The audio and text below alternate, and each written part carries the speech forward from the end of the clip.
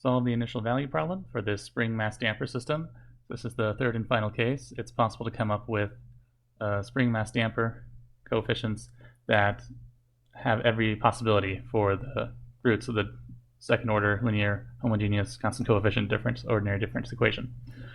So this one is the last one. This is complex roots, and we've got a 1 times z double prime, so the mass is 1 kilogram. We've got 4 times kilograms per second for the coefficient of friction times z prime for the friction, and then we've got 8z, so that's the spring constant, 8 kilograms per second squared.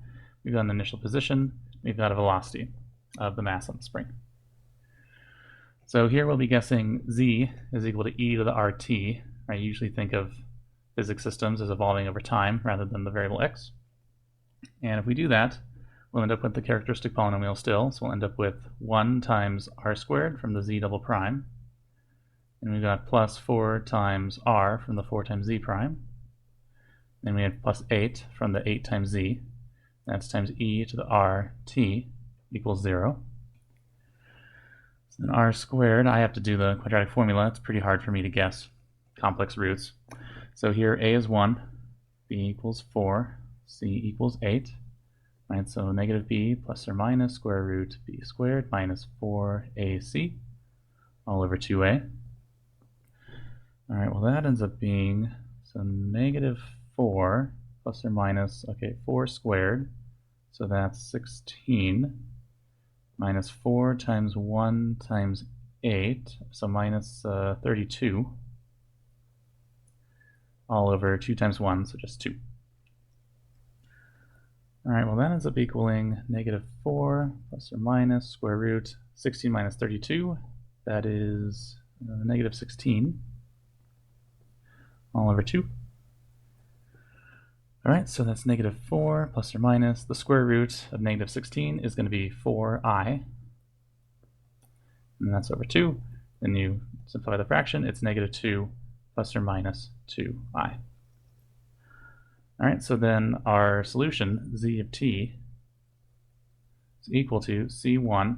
We have e to the real part of the complex conjugate pair, so it's negative 2 times t, times cosine of, it's the coefficient, it's the number in front of the I, so it's just 2t, plus c2, e to the negative 2t, times sine, sine of 2t. All right, now we get to do the initial conditions. So we're evaluating z when t equals 0. Okay, not so bad. So what do we get here? We get c1 times, let's just write it out, c1 e to the 0 times cosine of 0, right, 2 times 0 is 0, plus c2 times e to the 0 times sine of 0. All right, well, this ends up being just c1 times 1 times 1. This ends up being 0.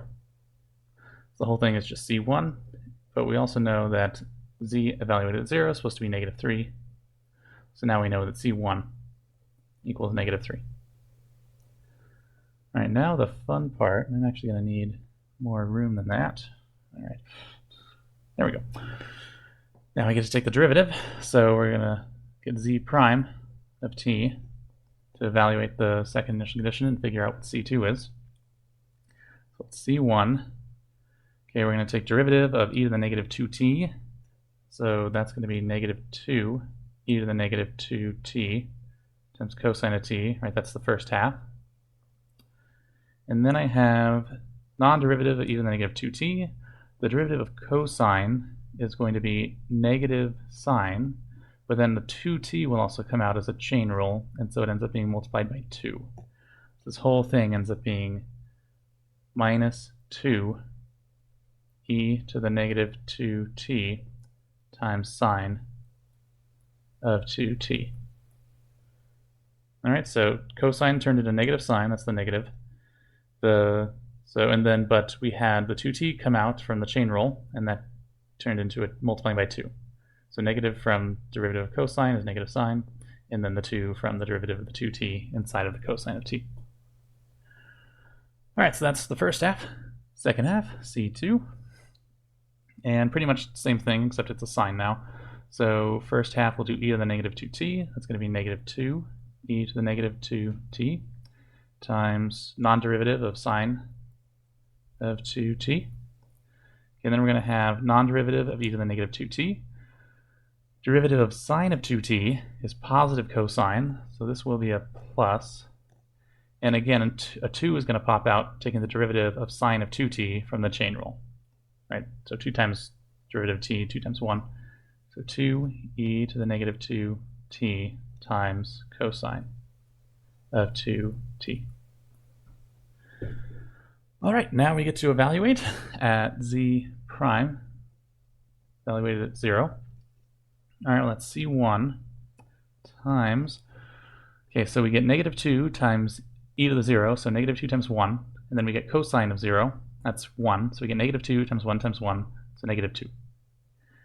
Then we have a negative 2 times e to the 0, so 1 times sine of 0 is 0, so it's nothing, it's minus 0. Then we get plus C2.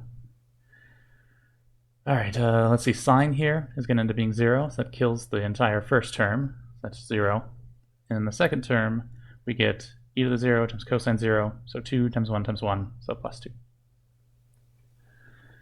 Okay, and then, so right, simplifying that to tad, we get negative 2c1 plus 2c2. And then I'm going to plug in the value for c1, that was negative 3, so that's negative 2 times negative 3 plus 2c2. Okay, well that's, what's 6? Positive 6 plus 2c2. We also know that's supposed to equal, from the initial condition given in the problem, it's supposed to equal 2. So that's going to mean c2 is negative 2, I think.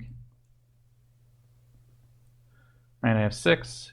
2 times negative 2 will be negative 4. 6 plus negative 4 is 2. Yeah, I think that's right.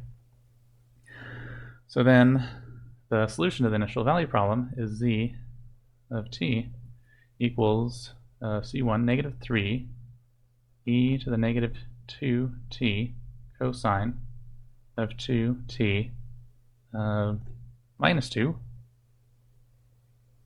yeah, times e to the negative 2t times sine of 2t. All right, we made it. That's the spring mass damper system in the case when it's going to be complex roots.